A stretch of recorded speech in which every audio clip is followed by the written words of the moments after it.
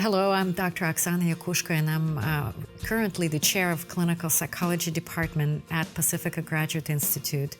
And our Ph.D. program in clinical psychology is celebrating its 30th anniversary in 2017. One of the most distinguished faculty, and now who is Emeritus faculty, Dr. Romanyshyn, is here to have a conversation about the kinds of things that led to the development of clinical psychology here at Pacifica, that nurtured it, as well as reflection about what is its contribution throughout its history and in the future. And so, Robert, just with great appreciation for who you are and your work, I wanted to begin with having you recall what was at the origins, what fueled and gave birthing energy to the clinical psychology program at Pacifica. Well, first of all, thank you for inviting me to do this. The program has meant a great deal to me for all of the time I've been here. I came in 72, I think it was, yeah. And at that time, it converged with what my own education was and my deep passion and commitment to psychology and my concern about what was happening to the discipline of psychology. So it's really nice to be here. What brought me to Pacifica was an invitation that was extended from Pacifica to lay a foundation for an approach to research that was in accord with the mission of the school, which was to be in service to the soul of the world. And within that context, to build an approach in the research tradition, because you had to do a Ph.D. dissertation for the Ph.D. that would be in service to that. And when I came, I remember my first meeting with Steve Eisenstadt, who is president and is now the chancellor. And I remember saying to him, well, California is very tempting, but I don't really think about research. I just do my work. And I can tell you how I approach what I do. And that was the start of almost 24 years here. So. Yeah. What other ideas or creativity or passions you feel like were there at the beginning of the clinical program, as you recall? Well, I came here having gotten my Ph.D. at Duquesne University in Pittsburgh in 1970. And Duquesne was the center, and to some extent still is the center in America, for developing an existential, phenomenological, humanistic approach to psychology as an alternative to the dominance of the natural science paradigm. So in the 60s, or actually the late 50s, when I was an undergraduate, and the 60s and into the early 70s, the issue was to develop a human science perspective to psychology that would function as a third force. That was the language that was used then. And what that meant is not to replace the two dominant paradigms that existed in psychology at that time, psychology as a natural science and psychoanalysis, but to see the necessity for developing an alternative that would complement those two traditions. So that was part of my background and my education. Duquesne was like, in those days, it was fueled with a revolutionary spirit. You know, we were going to change the faculty and the students. We were going to change the face of American psychology. And I think a lot of people believed then that one way to really change the dominant mood of the culture at that time, and if you remember the 60s, the 70s, and the 80s, there were a lot of serious questions about which way we're going. There was the buildup of nuclear weapons, for one example. So there was this sense that if we could change the psychological makeup of culture and individuals and communities, we could make an impression then on changing the direction of culture. So that was one of the ideas. And then when I finished my degree at Duquesne, which at that time focused on an interdisciplinary approach, which also I think is really fundamental, and maybe we can get back to that later. So that in getting my Ph.D., I had the equivalent of a master's in philosophy. And I always was fascinated by history and culture and things like that. So I brought all of that, and then in 1972, I misspoke. I came to Pacifica in 91. I went to Duquesne in University of Dallas in 1972. And with Robert Sardello, we built a brand new program on his kitchen table called Existential Phenomenological Psychology. But it really took that whole tradition from Duquesne. So the program at UD, and I was there from 72 to 91, emphasized the cultural, historical context of psychological life. So if you wanted to understand even individuals and the larger, broader community, you had to understand the cultural and historical context within which you were doing your work. It emphasized an interdisciplinary approach, and so the program at Duquesne was part of an Institute of Philosophic Studies, and it emphasized the necessity for dialogue, and that's important, the necessity for dialogue among the three major traditions identified at that time and in broad scope: empirical psychology as a natural science, humanistic tradition, psychology as a human science, and depth psychology. And the dialogue with depth psychology at UD wanted to preserve what was really fundamental about the origins of depth psychology with Freud and Jung, and of course others, but those two as the major founders. And of course, one of the things was the realization of unconscious factors in all human life, individually and collectively. So that dialogue, but at the same time, a philosophical critique of the kind of philosophical foundations of Freudian psychology. So we went to Duquesne. We were part of an Institute of Philosophic Studies. There was unlimited money. It was a great time to be there. And then in, I think around 79, who pops up to join the program? All the way from Zurich is James Hillman. And that only deepened the dialogue and the back and forth and the philosophical issues and the cultural historical context, and broadening the emphasis to include Jungian and archetypal psychology. So all of that was in the mix, and then it fell apart. And I wanted desperately anyway to get out of Texas. And the call came to come here. So all of that whole history got transplanted here. It was a continuous movement west: Pittsburgh, Dallas, California. So based on that rich history and traditions, I was wondering what other things occurred here at Pacifica to further develop this vision. Mm-hmm. And I also just wanted to give space because this is where a lot of your work was developed, both in terms of wounded researcher and the work on technology and death. And so I wanted to have you reflect about how this became the space for your development. Well, it was an important period to be almost kind of a pivotal moment when the program, the Ph.D. program, I think it started a year or two before I came, but it needed that research background. So that was in January of 1991. And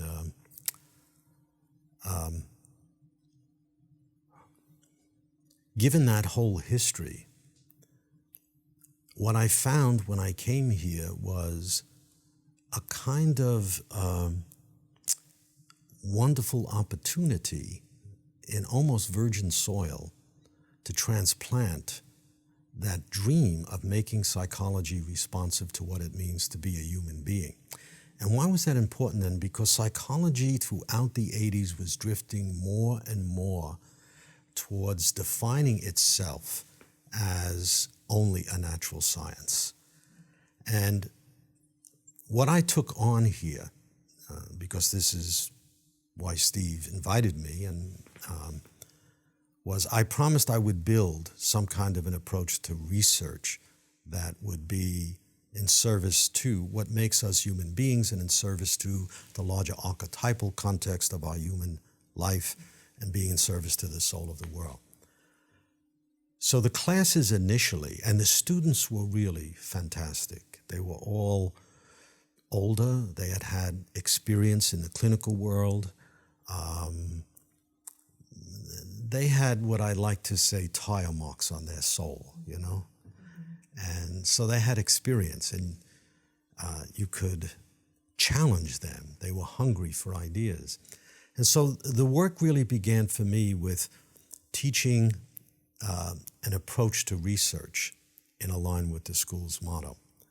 And that means I began with the notion of the word research.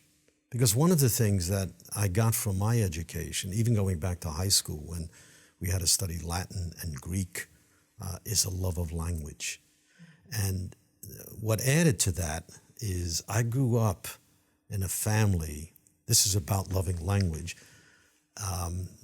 where Sunday dinners were rituals that lasted hours. And on one side was my Ukrainian father, and on the other side was my Irish mother.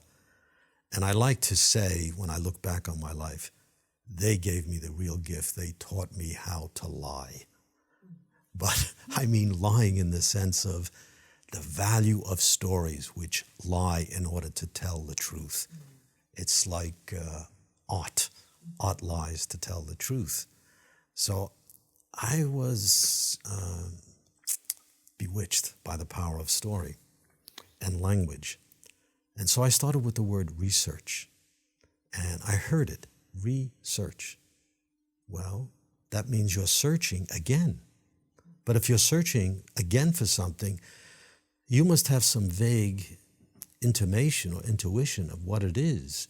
And then I began to think, well, maybe that means that research is a vocation, a calling into a work, which suggests then, and so it began to unfold, that a work chooses a researcher as much as he or she chooses it.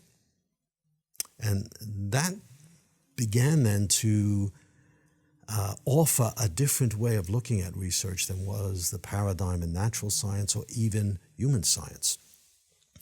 But it was slow in coming. It took me 15 years to fulfill my promise to Steve Eisenstadt to write the book. The Wounded Researcher, came out, I think, in 2007. So I was here, 91, so 15 years or more. And all the time I was teaching the classes and getting feedback from students. And then, of course, the next question, if the researcher is as much an agent in service to a work as he or she is an author of the work, how do you differentiate what the researcher brings to the work from what the work wants from the researcher? Because otherwise what happens is that the researcher's complexes, unconscious factors, get projected onto the work. And I began to see how so much of our bodies of knowledge, psychology being the prime example, but politics, economics, medicine, education, that all of these bodies of knowledge that we build have unconscious dynamics built into them. And so the next step was how to differentiate the researcher from the work. And that was a real sticky problem because there is no model in research for that. And that's where I began to dialogue and see the necessity for dialogue with all traditions. I wasn't trying to replace empirical natural science psychology, nor was I trying to replace psychology as a human science. But I felt something was not yet fully developed there, and that is giving not just a place for unconscious factors, but a process for differentiating and getting in touch with them. And there, the only model I could find was in depth psychology, going back to Freud and Jung, the whole notion of transference. We know that what differentiates and singles out the kind of clinical program that is here at Pacifica is that its roots within psychology as a human science and in-depth psychology gives a place for unconscious dynamics. So I felt, okay, I have to use that as a model. But I just couldn't transfer it from the clinical program because I didn't want to turn research into therapy. I didn't want to, say that the researcher had to be in therapy, although ideally I think that would be fantastic. So I had to build a way into the researcher getting in touch with his or her unconscious dynamics. And that was written up in the Wounded Researcher, so I won't go into details. That's very complex here. But I used Jung's notion of active imagination and built up a whole template for that. And then the next step was to develop a method that would build on those processes. And that's a method, a variation of hermeneutics, the interpretation of meaning, but taking into account reading a text for its unconscious dynamics. And then I thought I was finished with the book because I hated it. It was killing me. I was writing it for 15 years. It sent me back into analysis. And I remember being with my analyst, a really fine analyst. And I said, I hate this book. And he sat back, in his kind of analytic pose, and he said, you have an internal obligation. And I thought, I'm paying him all of this money? I want him to take this burden away from me. But he was right. And the book wasn't finished. I was finished with it, but it wasn't finished with me. And you know what happened is the whole part 4 of the book came out of 2 dreams.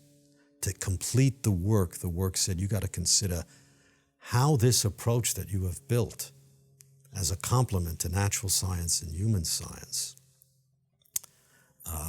how this approach changes the whole notion of what constitutes an ethical relation between a researcher and his or her work. It deepens it.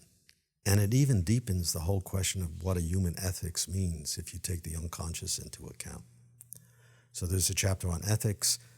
And then I realized it also changes language. And language has always interested me. So the book ends with chapters in part 4 on ethics and language. So your work has been so important to our program and many others, but certainly for our students, so many of them come here to do this kind of work, and then that their dissertation becomes this of an engaged process. But I've just wanted you to reflect about where do you feel the work can move forward? In this day and age, this time in psychology or this political climate, what does it have to contribute? Where do you hope it will go?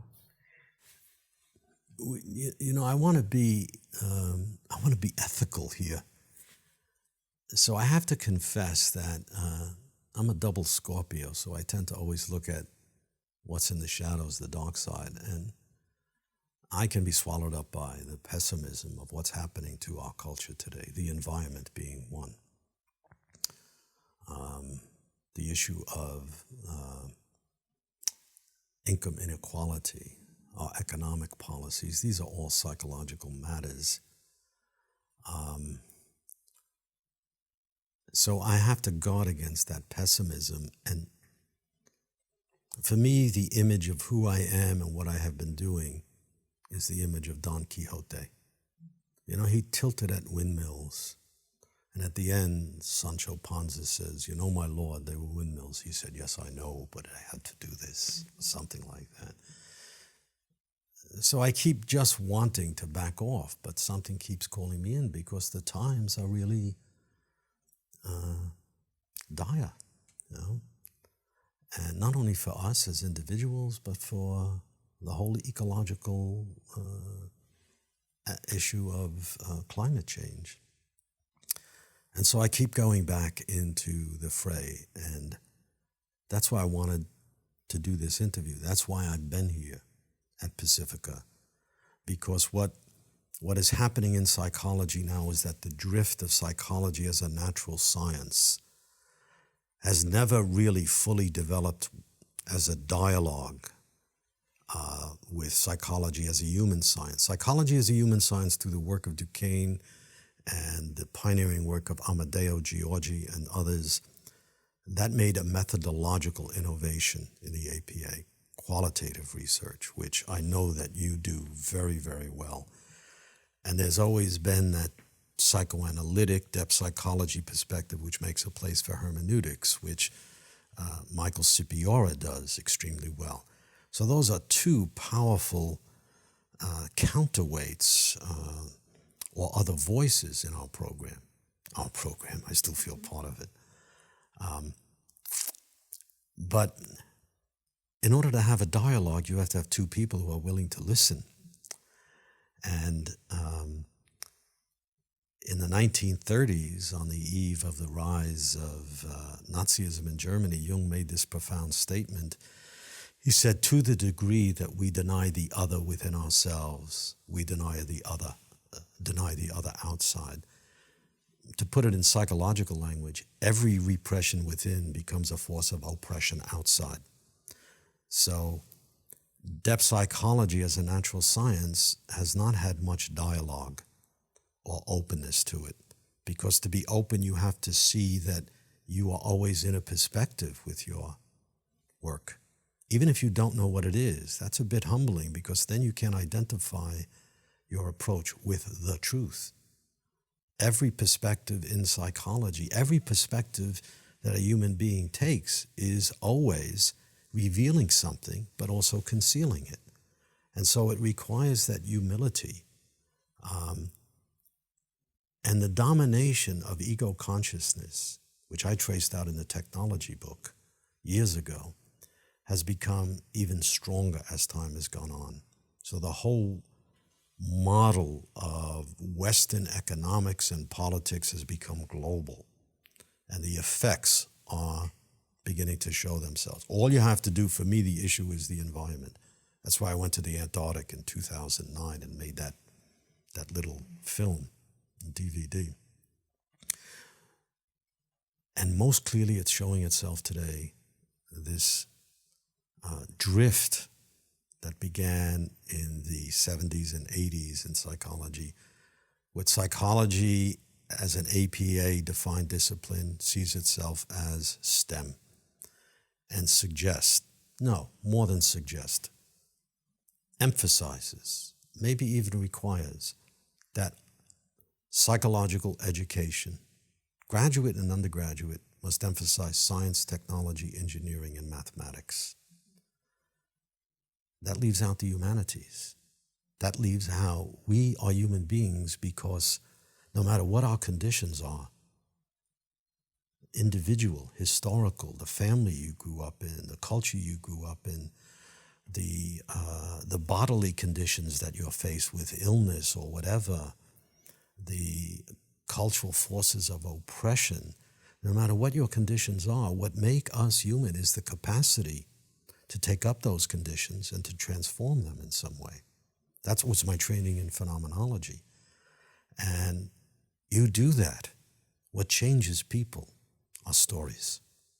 The capacity, Hillman uses the quote from Keats, what is soul making? It is the power to transform events into experiences, to weave meaning, and we live by stories. And to the degree that we are emphasizing just science, technology, engineering, and mathematics, not even only in education of psychologists, but even for children today, teach to the test. It kills the imagination. And the imagination is the power to transform events into experiences. I spent 2 days with my 4-year-old, yesterday and today. I am physically exhausted, but he's marvelous with the way that he takes something we're doing and he turns it into a ritual, a story. He even tricked me out of $20. He's 4 years old. Can I tell this story? We're playing a game. And so I said, okay. I had a dollar bill. I said, if you answer a question that I ask you correctly, you can have this dollar. And he said, no, I'll ask you a question. And I had a $20 bill laying there. And he said, if you don't answer it, I get that one. I said, well, why do you want that one? He says, because 20 is bigger than 1. So I said, okay. I figured how, So he says, how do you make your head black? And I'm thinking, I said, oh, I don't know, you put dye on your hair. He said, no, that's wrong. He said, you put a black hat on. So I had to give him the $20, What I'm trying to illustrate is the wonderful capacity for imagination that weaves us together. And I think if I were to be asked, why should anybody come to Pacifica? Because it cultivates the imagination. It has that interdisciplinary focus. It has that approach to research which understands that you can only be objective about who you are in your relationships with each other, in the work that you do. You can only be truly objective through your deep subjectivity, that you've analyzed as best as you can your own shadow, your own complexes. That's why I always use for my students, whether it's in clinical classes or research, I said, let's forget all of this stuff about research and clinical. I said, it's like falling in love.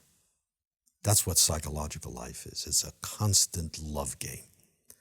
You wake up in the morning, you don't scratch your head and say, I think today I'll fall in love. Well, maybe you do that if you're some kind of weird, odd individual. We just get drawn into life. You go to the coffee shop, and there that person is, and you fall in love, and the descent into hell begins. Because it means that you fall in love through your complexes. And then one day you wake up and you say to the other person, well, you're not the person I thought you were. And he or she says, well, neither are you. And in our culture, what do? See a lawyer, get a divorce, and keep on doing it. We breed epistemological violence. And unless we change that, and that means a psychological change, no amount of changes in our politics, economics, medicine, etc., are going to solve the problem at its root. And that's the danger we face today. We need to educate psychologists to have the courage to stand up and to say we have to be humble to look at what our own shadow material is. And that's what Pacifica does. With its human science approach and its emphasis on the description of meaning as a complement to the measurement of meaning in natural science, and then adding the unconscious factors through a depth tradition.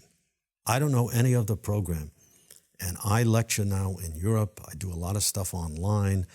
I don't know, truthfully, honestly, any other program that is as focused in its clinical and research emphasis as is Pacifica. It's unique in that respect. And kudos to you, because you and Michael and Emeritus and others have really it's a new renaissance of the program. With your, just this reflection, what would be your wishes as the program moves forward, Pacifica, next 30 years? Where do you hope it develops? I wish I were younger, because I would join. I would try and join the faculty.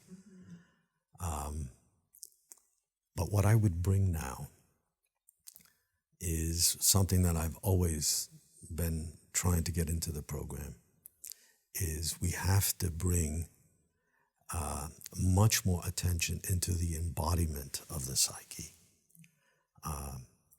As a clinical therapist who worked within the phenomenological and Jungian archetypal tradition, I learned that, and I learned this by working a lot with theater people, that you cannot really understand your dreams only by interpreting them, for example. You have to learn how to enact them, embody them, and build our knowledge into our embodiment, in our gestures in the world. in learning to really read our own bodies as the instruments of our ways of knowing,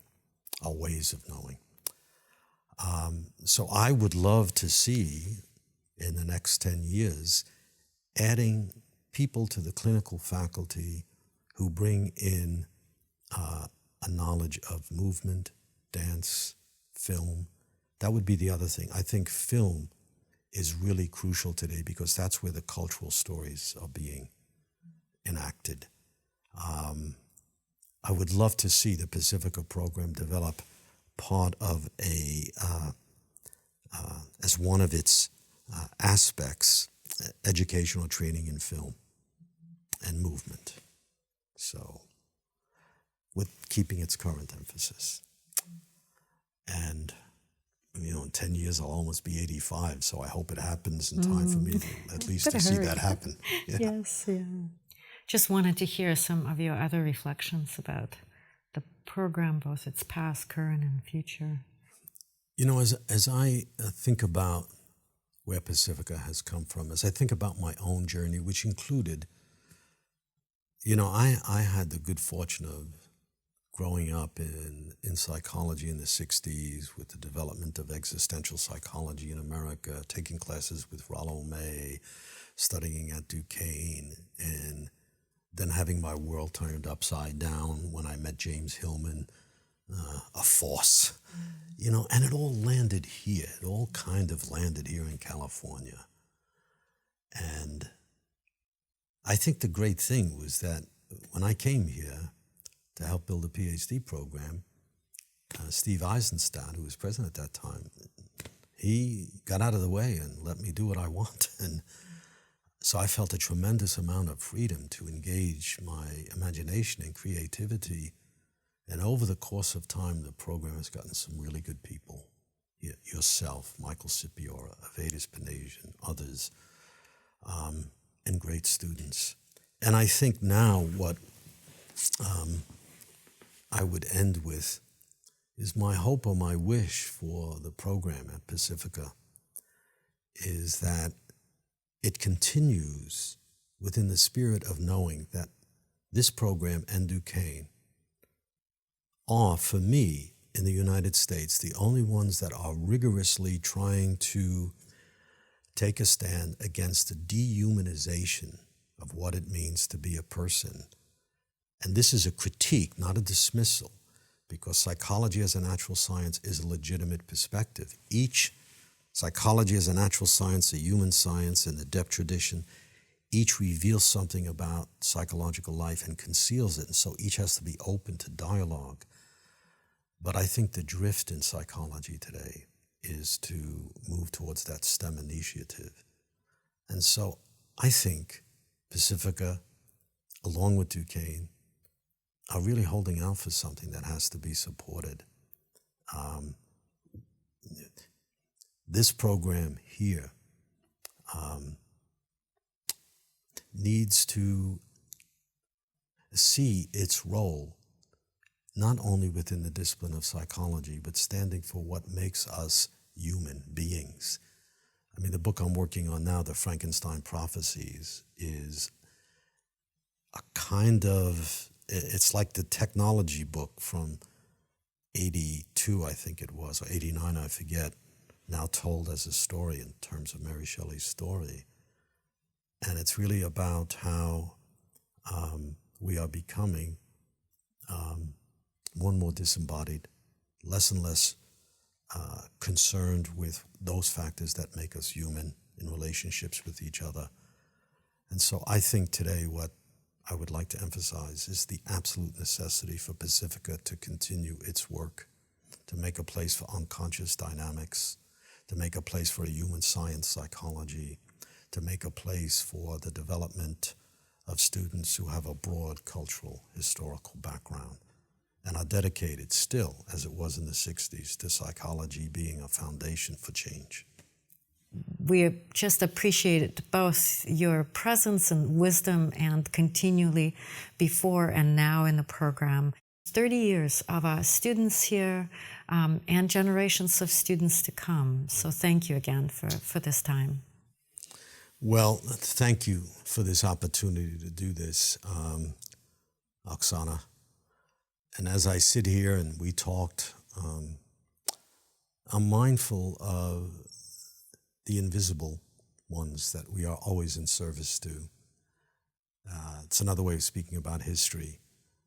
And so I think what I would like to say is one of the things that the program has nurtured for me and what it is doing with you and Michael and Emeritus and others is it's continuing a tradition that gives a place to the wisdom of the ancestors, to all of those people who, even though they may be gone, their vital importance and influence is still here.